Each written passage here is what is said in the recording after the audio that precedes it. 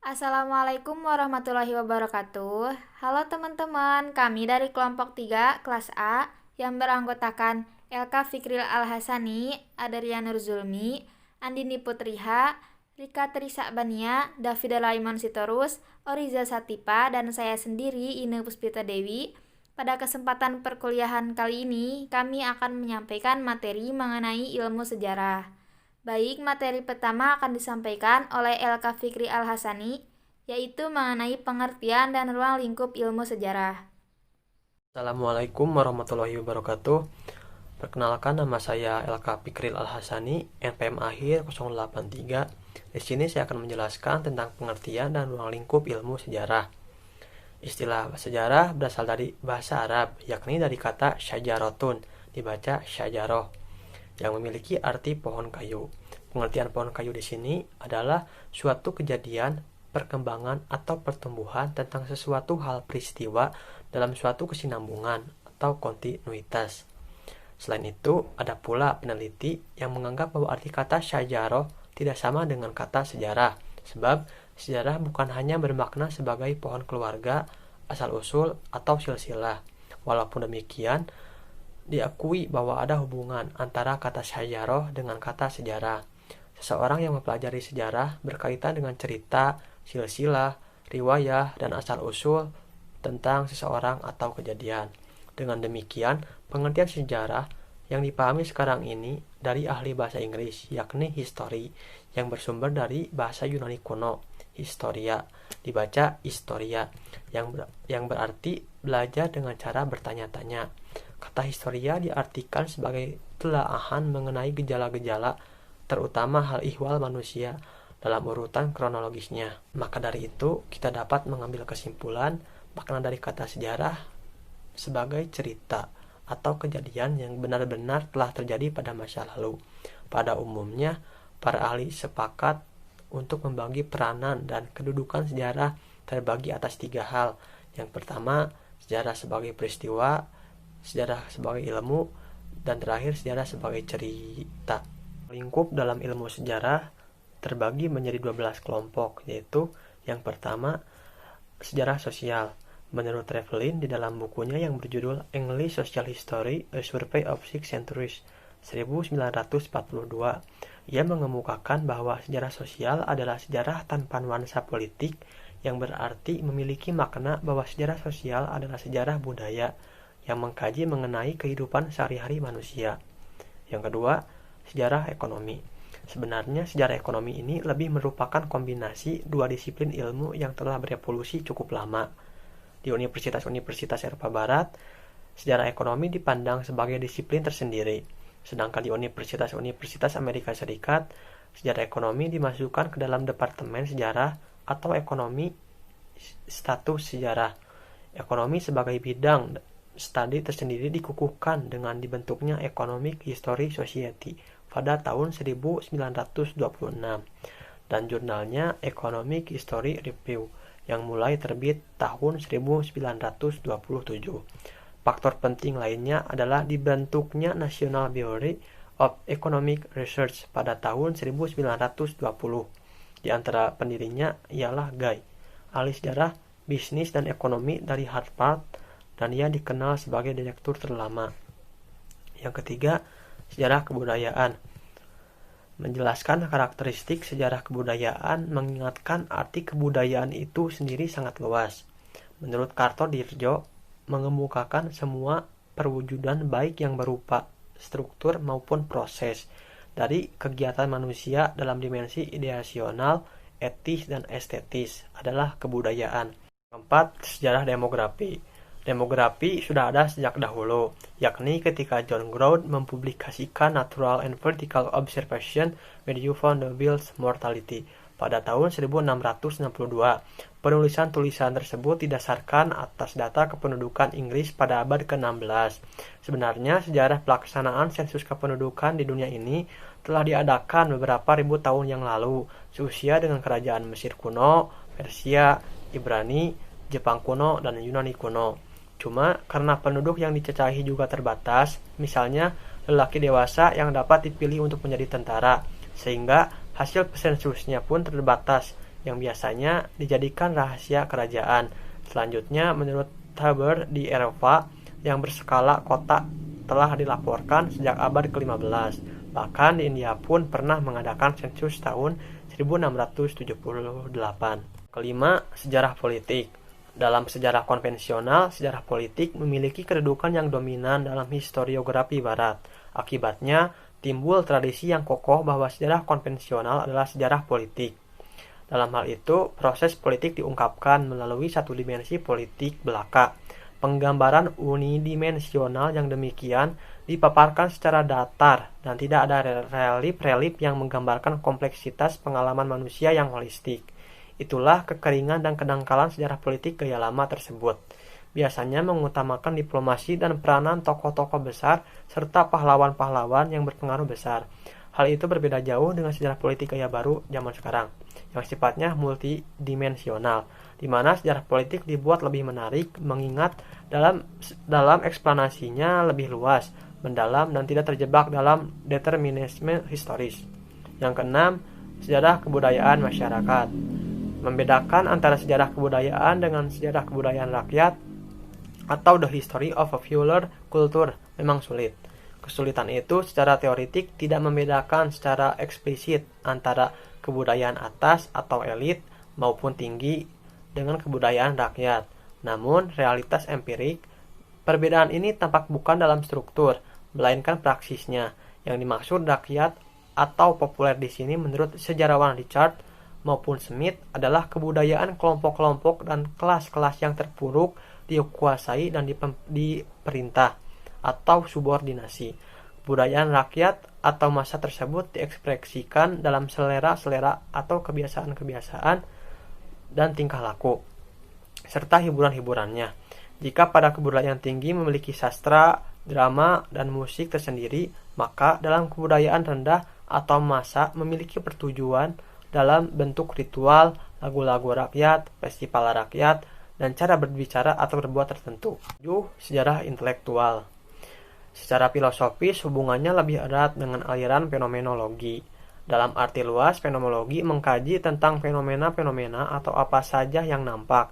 Dalam hal ini, fenomenologi merupakan sebuah pendekatan yang berpusat pada analisis terhadap gejala yang membanjiri kesadaran manusia. Jadi, singkatnya, aliran ini berasumsi bahwa kesadaran adalah realitas primer. Realitas tersebut adalah segala sesuatu yang diciptakan oleh manusia, yakni kebudayaannya. Dalam hal ini, berbeda dengan sejarah mentalitas yang mengkaji kepercayaan dan sifat-sifat rakyat. Sedangkan sesuatu fakta, ragamnya bisa berupa artefak atau benda, sosifak, hubungan sosial, dan terakhir mentifek atau kejiwaan. Yang kedelapan, sejarah keluarga.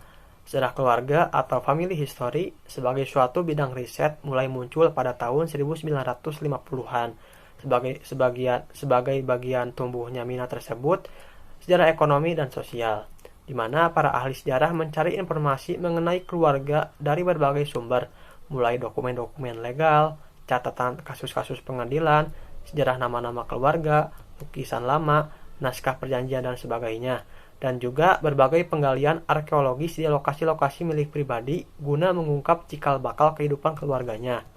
Yang kesembilan, sejarah etnis. Pada umumnya, sejarah etnis atau ethnohistory ditulis untuk merekonstruksi sejarah dari kelompok-kelompok etnis sejak sebelum datangnya bangsa Eropa sampai dengan interaksi mereka dengan orang-orang Eropa. Sejarah etnis tersebut mulai digunakan secara umum sejak oleh pakar antropologi, arkeologi, dan sejarawan sejak tahun 1940-an. Contoh sejarah etnis adalah sejarah etnis Aztec, Maya, Aborigin, maupun Maori. Yang ke-10, sejarah psikologi dan psikologi histori. Mungkin benar tulisan Peter Burke dalam History and Social Theory yang menyebutkan bahwa sampai sekarang ini peranan psikologi masih agak marginal dalam historiografi. Dan lagi-lagi alasannya banyak yang menyandarkan pada relasi psikologi dan sejarah. Dalam kaitannya, relasi psikologi dengan sejarah tersebut terdapat dua kejutan yang terjadi. Apapun namanya, pendekatan ini menggunakan 3 bentuk pendekatan, yakni 1. Menekankan sikap kolektif atau kelompok daripada individu. 2. fokusnya kepada asumsi-asumsi tersirat tadi pada teori-teori eksplisit, terutama pada akal sehat. Yang ketiga, orientasinya pada struktur sistem keyakinan dan perhatian terhadap kategori-kategori dalam menafsirkan pengalaman. Yang ke-11, sejarah pendidikan. Di negara-negara barat seperti Amerika dan Eropa, memperhatikan sejarah pendidikan telah begitu nampak sejak abad ke-19. Dan pentingnya sejarah pendidikan tersebut digunakan berbagai macam tujuan, terutama sekali untuk membangkitkan kesadaran bangsa dan kesatuan kebudayaan, mengembangkan profesi guru, atau kebanggaan terhadap lembaga-lembaga dan tipe pendidikan tertentu. Yang ke-12 ialah sejarah medis.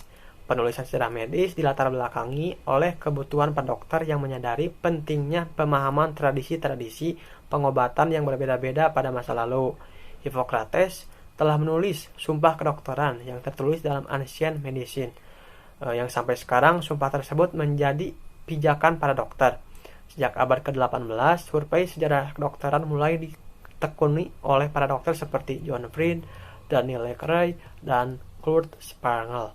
Selanjutnya, para dokter yang ingin menjadi anggota Royal College of Physicians of London masih diharuskan membaca literatur antik sampai pertengahan abad ke-19.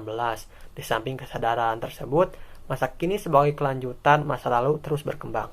Sekian dari saya. Wassalamualaikum warahmatullahi wabarakatuh.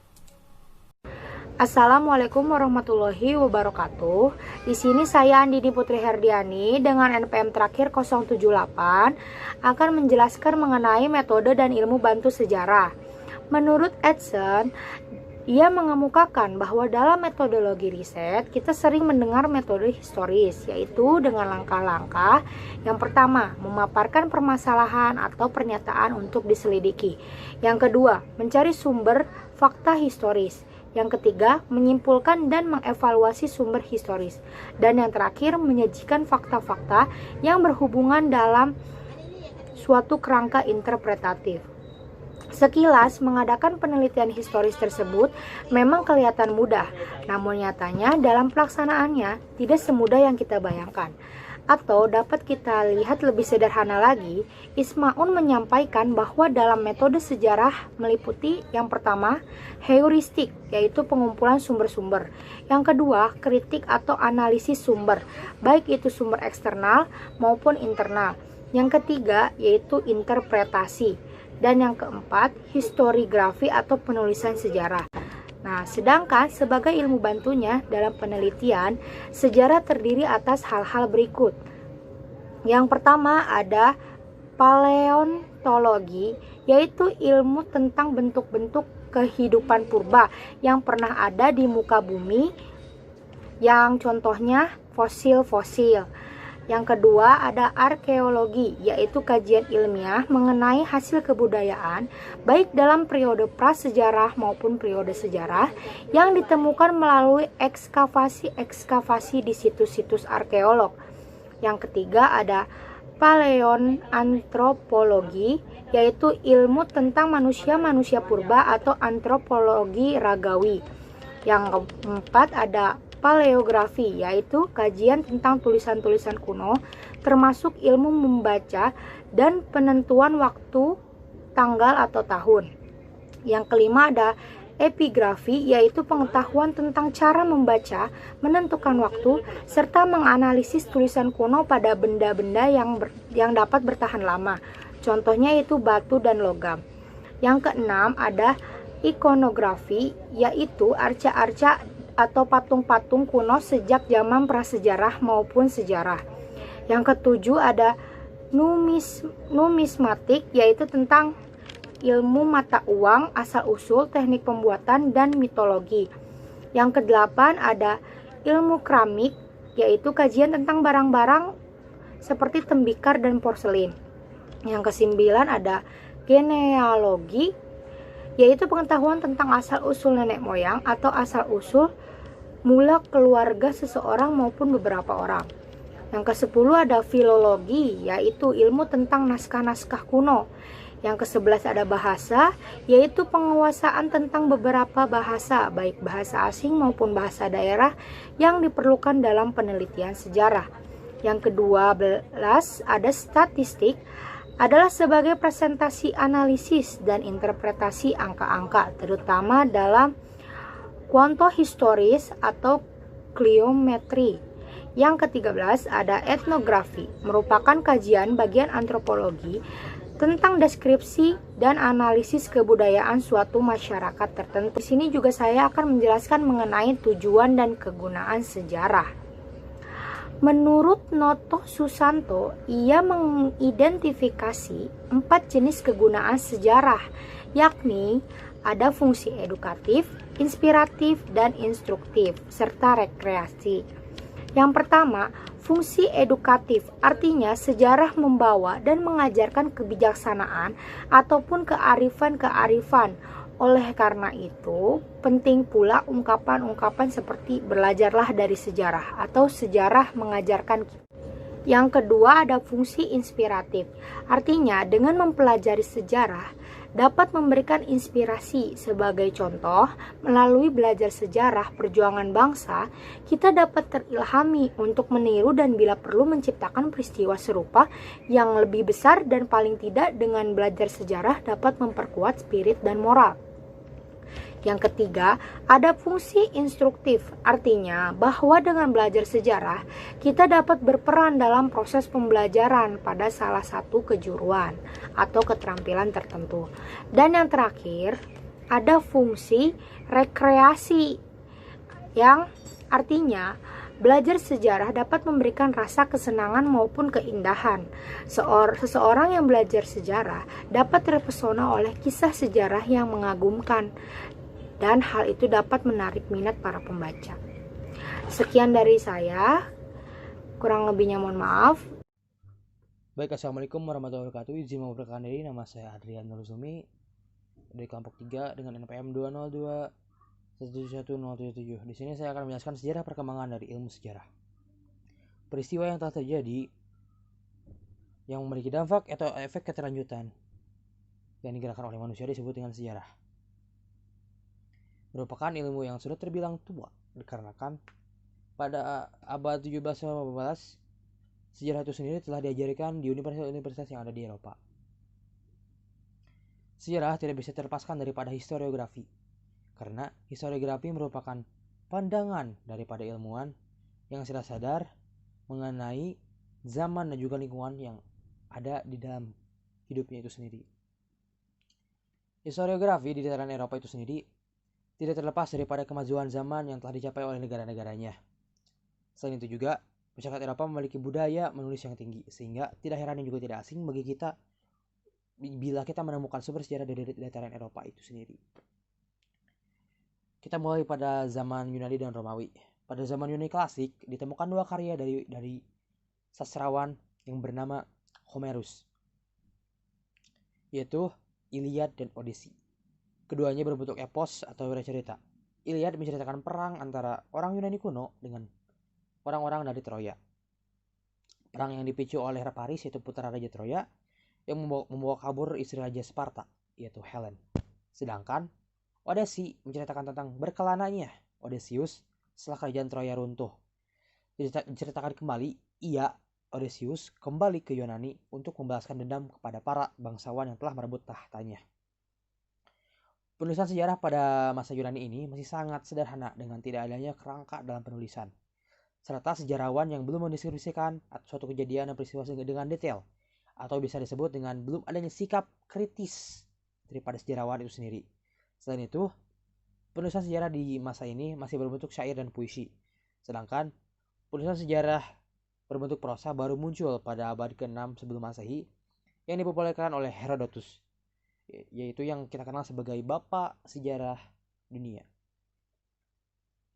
Beralih ke Romawi, ada tokoh yang bernama Titus Livius yang terkenal dengan History of Rome-nya, menceritakan tentang kebesaran bangsa Romawi yang menjadi negara di mana sejarawan pertama yang menggunakan imajinasi dalam proses pembuatan atau pengungkapan sebuah sejarah sehingga menarik minat para pembaca. Kita lanjut ke zaman Kristen dan zaman pertengahan. Agama Kristen pada awal kemunculannya telah menyebabkan perkembangan besar dalam bidang penulisan sejarah. yang berakibat karya-karya sejarawan dari Yunani dan Romawi tersebut yang telah saya bahas tadi diabaikan karena dianggap sebagai hasil dari pemikiran orang-orang yang belum beragama atau biasa disebut dengan kita pagan. Sehingga muncul sentimen gerakan anti pagan yang dilakukan oleh agama Kristen sehingga berpengaruh pada karya-karya historiografi oleh tokoh-tokoh Kristen pada saat itu. Terdapat pandangan bahwa sejarah tidak ditentukan oleh manusia, melainkan ditentukan oleh Tuhan atau God Prodipente. Ada tokoh yang bernama Saint Augustine yang berpendapat bahwa segala sesuatu adalah proses dialektis, seperti pertentangan antara kebenaran dan kesalahan itu sendiri.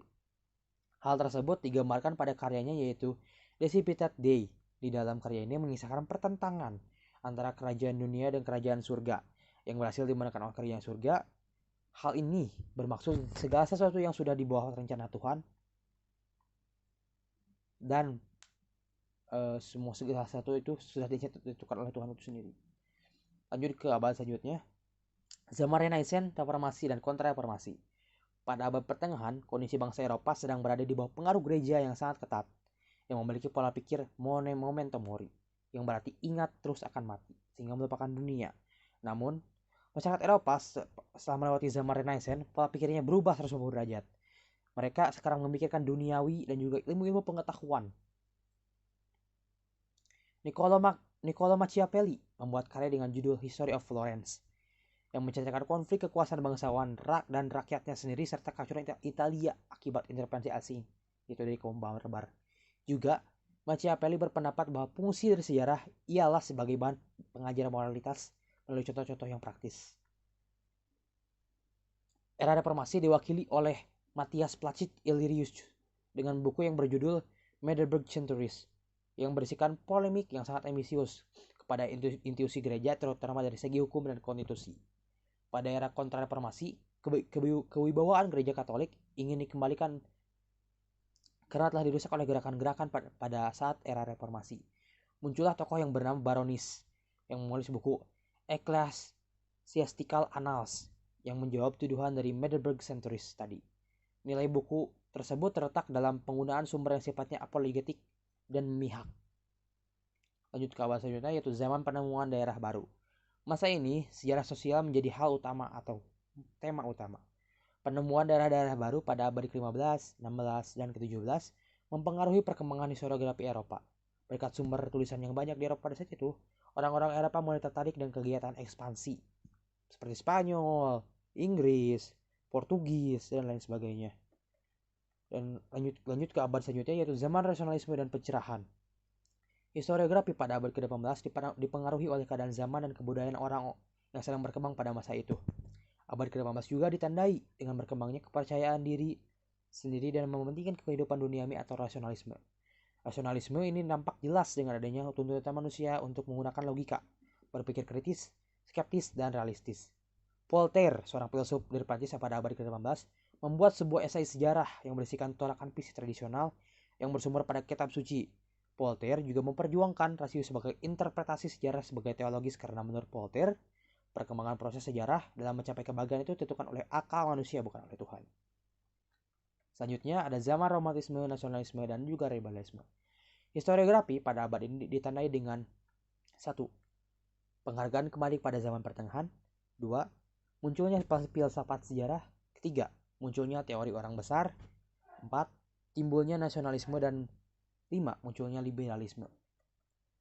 Romantisme di dalam historiografi merupakan kebalikan daripada rasionalisme itu sendiri. Salah satu tokohnya diantara Jules Michelet yang menulis History of France, the People, and History of the French Revolution. Tulisan sejarah yang dilakukan adalah mengangkat kembali bangsa Prancis dan menunjukkan semangat romantisme serta nasionalisme. Immanuel Kant menulis Ideas of Universal History of Perpetual Peace. Tesis tersebutlah yang membuat kemajuan manusia yang tercapai berkat perjuangan antara kepentingan pribadi dan kolektif. Masuk ke akhir abad ke-19 dan abad ke-20, sejarah kritis dan sejarah baru. Ketika zaman romantisme, penulisan sejarah itu sendiri banyak dibumbui oleh komentar serta keindahan. Maka Ranke, seorang sejarawan Jerman, tampil menentang romantisme sejarah. Ranke berpendapat bahwa perlu dibuangnya bungkus perasaan dalam sejarah dengan menulis sejarah seperti kejadian yang memang terjadi sesungguhnya. dan perlu adanya metode kritis dalam sejarah itu sendiri. Namun, rangkaian mulai diragukan kebenarannya oleh orang-orang. Maka, ada satu tokoh yang muncul atau gagasan dan juga tokoh muncul dari Amerika. Tokoh yang mempopulerkan tersebut ialah Robinson dan Baker. Pada tahun 1911, Robinson menulis The New History yang berisikan dengan jelas program sejarah baru tersebut. Perlunya metode sejarah yang baru tersebut kemudian ia kemukakan kembali oleh Baker pada tahun 1925. Maka dari itu, kita dapat membedakan antara historiografi klasik dan modern, di mana klasik menekankan retorik, sementara modern menekankan kritis. Mungkin itu yang dapat saya sampaikan. Terima kasih. Lanjutkan kepada rekan saya. Assalamualaikum warahmatullahi wabarakatuh. Perkenalkan, nama saya David Raymond Sitorus, NPM 2021711045. Di sini saya akan menjelaskan hubungan ilmu sejarah dengan ilmu-ilmu sosial. Yang pertama yaitu hubungan sosiologi dengan sejarah. Karakteristik dari historical sosiologi atau sosiologi sejarah tersebut bahwa studi sosiologis mengenai suatu kejadian atau gejala di masa lampau yang dilakukan oleh para sosiolog. Di satu pihak sekarang ini juga sedang terjadi apa yang disebut sociological history atau sejarah sosiologis yang menunjuk kepada sejarah yang disusun oleh sejarawan dengan pendekatan sosiologis. Dan yang kedua adalah hubungan antropologi dengan sejarah, yaitu dapat dilihat karena kedua disiplin ini memiliki persamaan yang menempatkan manusia sebagai subjek dan objek kajiannya, yang lazimnya mencakup berbagai dimensi kehidupannya. Yang ketiga yaitu hubungan geografi dengan sejarah. Mengenai kedekatan ilmu geografi dan sejarah tersebut ibarat sekutu lama sejak lama geografian V1 dan sejarawan Yunani kuno Herodotus, bahwa sejarah dan geografi sudah demikian terkait ibarat terkaitnya pelaku, waktu dengan ruang itu terpadu. Yang keempat yaitu hubungan ilmu ekonomi dengan sejarah. Walaupun kita tahu bahwa sejarah politik pada 2 atau 3 abad terakhir begitu dominan dalam historiografi barat. Namun ironisnya mulai abad 20 sejarah ekonomi dalam berbagai aspeknya juga semakin menonjol. Terutama setelah proses modernisasi di mana hampir setiap bangsa di dunia lebih memfokuskan pembangunan ekonomi. Mungkin itu saja dari saya. Assalamualaikum warahmatullahi wabarakatuh. Di sini saya akan menjelaskan tentang menuju sejarah rapprochement sejarah dengan ilmu sosial lainnya. Secara rinci, Kartodirjo mengemukakan sebab-sebab rapprochement atau proses saling mendekatnya antara ilmu sejarah dan ilmu sosial disebabkan oleh beberapa faktor, yaitu yang pertama, sejarah sebagai deskriptif sudah tidak memuaskan lagi untuk menjelaskan berbagai masalah atau gejala yang serba kompleks. Yang kedua, pendekatan multidimensional atau sosial scientific adalah yang paling tepat untuk dipergunakan sebagai cara menggarap permasalahan.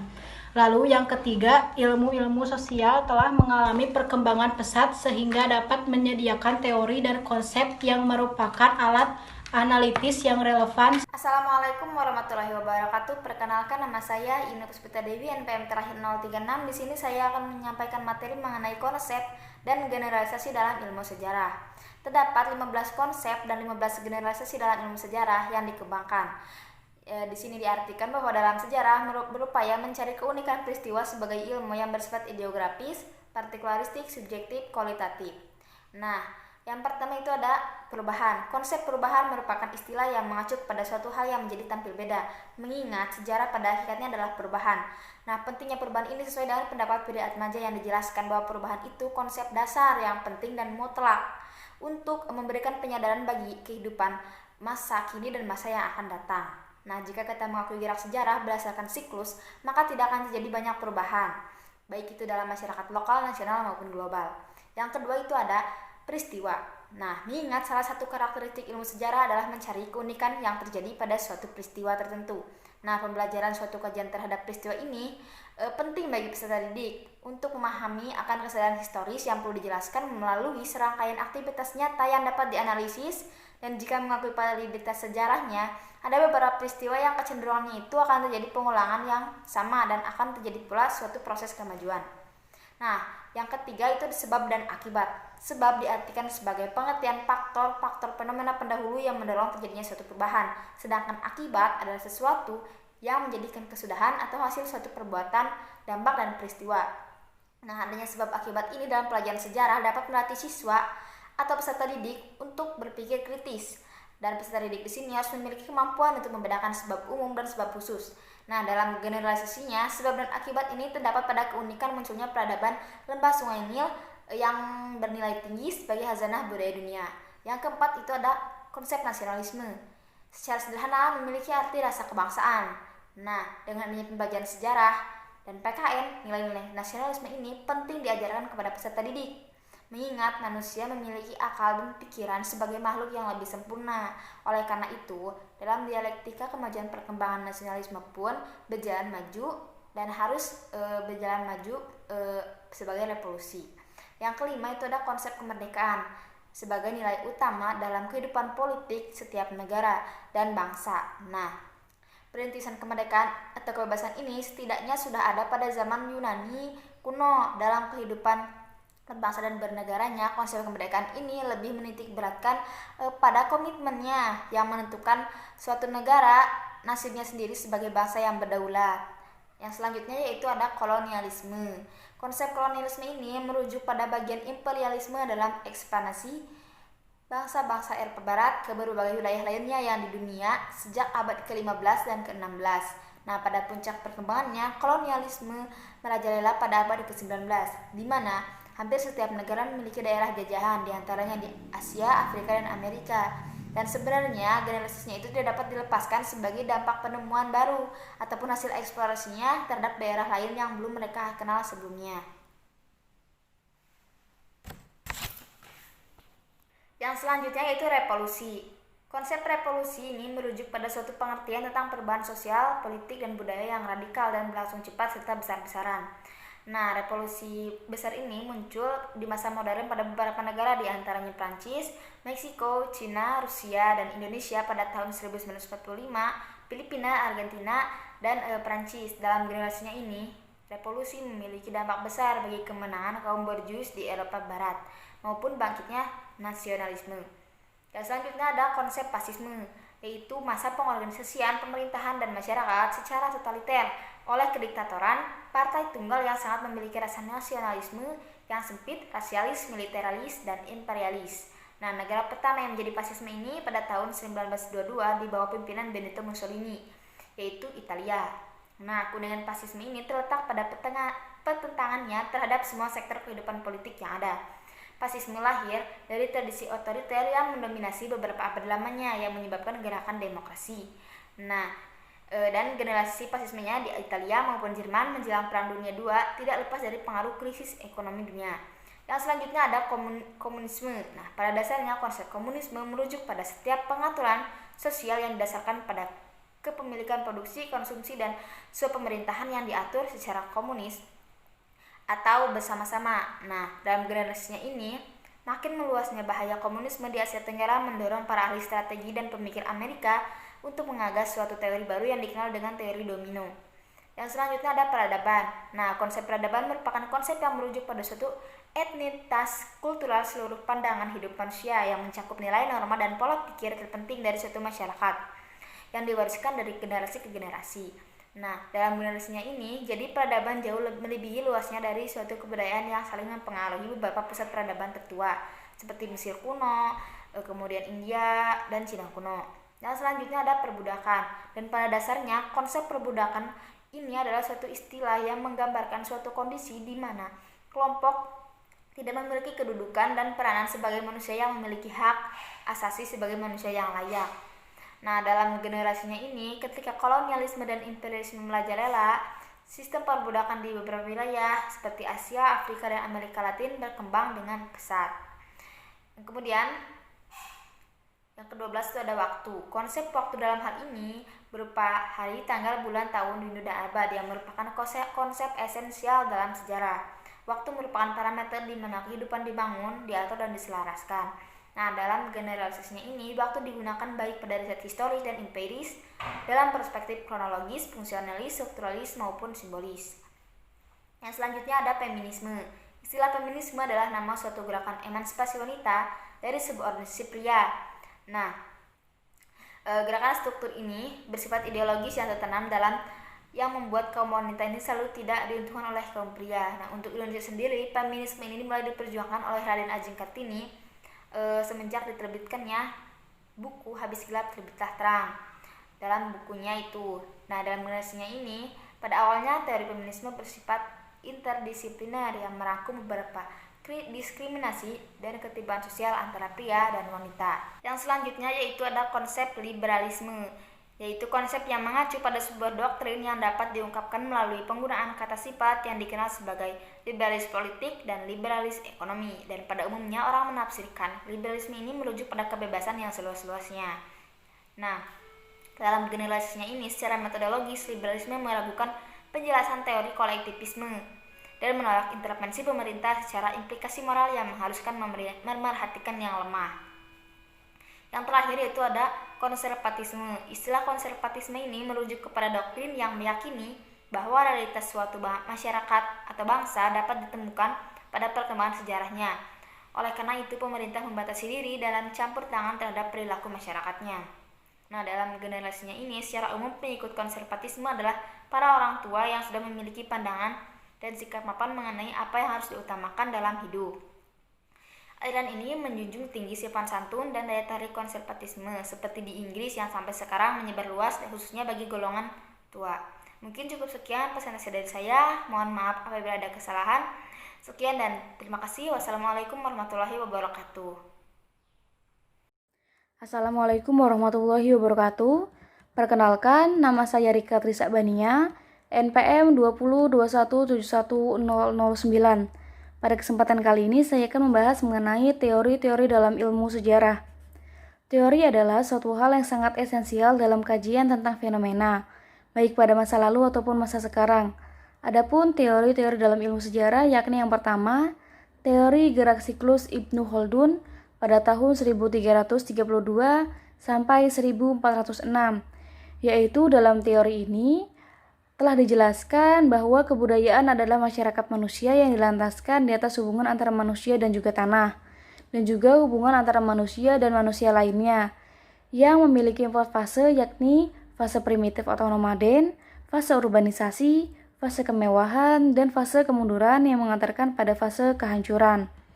Yang kedua adalah teori daur kultural spiral Giambattista, yakni teori yang menjelaskan bahwa sejarah bukanlah seperti roda yang berputar mengitari dirinya sendiri, sehingga kemungkinan seorang filsufus ini meramalkan terjadinya hal yang sama pada masa depan.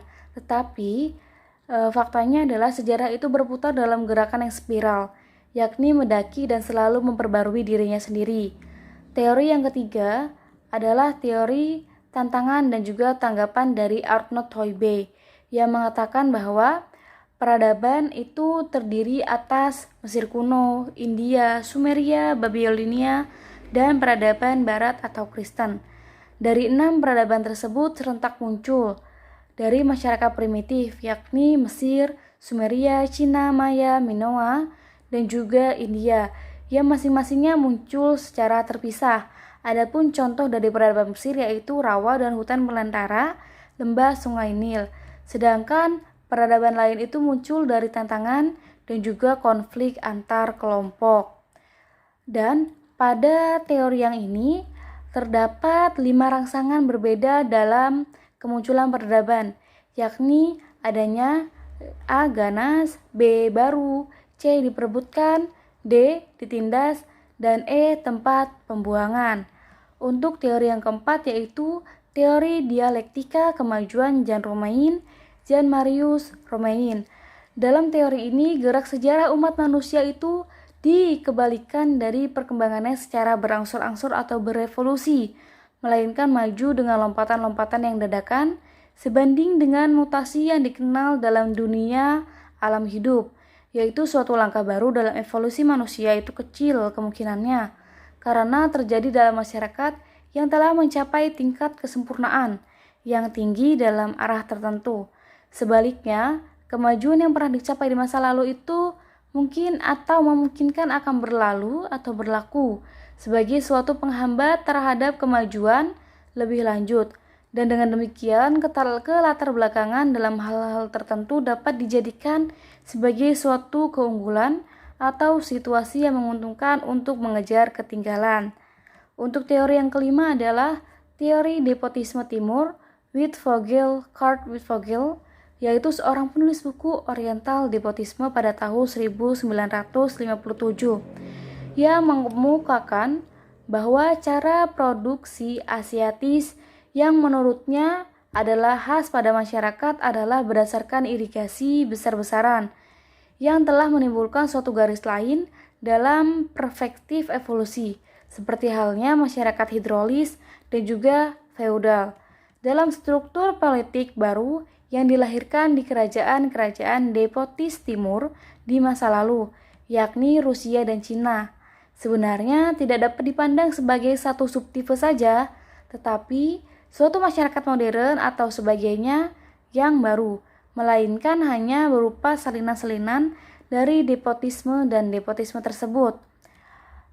Timur tradisional, di mana kemungkinan itu untuk menjalankan kekuasaan secara mutlak dan juga teror telah berkembang sehingga tingkat yang luar biasa tingginya ini dijelaskan atau menjelaskan bahwa doktrin ini bermaksud menunjukkan bahwa Uni Soviet itu maupun Cina tidak dapat menawarkan apapun yang mungkin diinginkan oleh bangsa-bangsa lain, dan bahwa suatu jalan satu-satunya ke arah kemajuan adalah mengikuti garis peradaban modern yang berdasarkan hak milik. Untuk teori yang keenam yaitu teori perkembangan sejarah dan masyarakat yang dimukakan oleh Karl Marx pada tahun 1818 sampai 1883, yakni suatu teori yang struktur ekonomi masyarakatnya ditopang oleh relasi-relasi yang produksi, yang merupakan fondasi real dari masyarakat. Struktur tersebut sebagai dasar munculnya suprastruktur hukum dan juga politik dan berkaitan bentuk tertentu dari kesadaran-kesadaran sosial. Seiring tenaga produktif masyarakat tersebut berkembang dan juga pertentangan dengan berbagai relasi produksi yang ada sehingga membelenggu pertumbuhan, sehingga dapat memunculkan suatu konflik itu terselesaikan. Dan untuk teori yang terakhir yaitu teori feminisme Wollstonecraft. Mary Wollstonecraft dilahirkan di Inggris tahun 1759, yakni suatu teori yang memiliki ciri paling universal sekaligus mencolok dalam subordinasi wanita atas pria. Sekalipun hari ini banyak kemajuan-kemajuan politik dan juga budaya yang diperoleh, tetap saja masyarakat mendapatkan subordinat posisi pria. Dalam beberapa segi, hal ini disebabkan oleh kaum wanita itu sendiri yang berprasangka buruk terhadap kapabilitas, bakat-bakat dan juga kapasitas mereka sendiri. Karena sebuah pandangan yang dilanjutkan oleh penulis dan juga pemikir pembenci wanita. Padahal pria dan wanita itu sama-sama mampu benar atau memperbaiki dirinya sendiri. Meski demikian, kapasitas wanita bagi tindakan rasional bagi seluruh sejatinya adalah telah dikurangi oleh beragamnya intuisi sosial dan juga tuntutan dari ketentuan kebudayaan. Mungkin cukup sekian dari saya, kurang lebihnya mohon maaf. Wassalamualaikum warahmatullahi wabarakatuh. Sekian yang disampaikan oleh kelompok kami. Mohon maaf bila banyak kesalahan. Saya akhiri. Wassalamualaikum warahmatullahi wabarakatuh.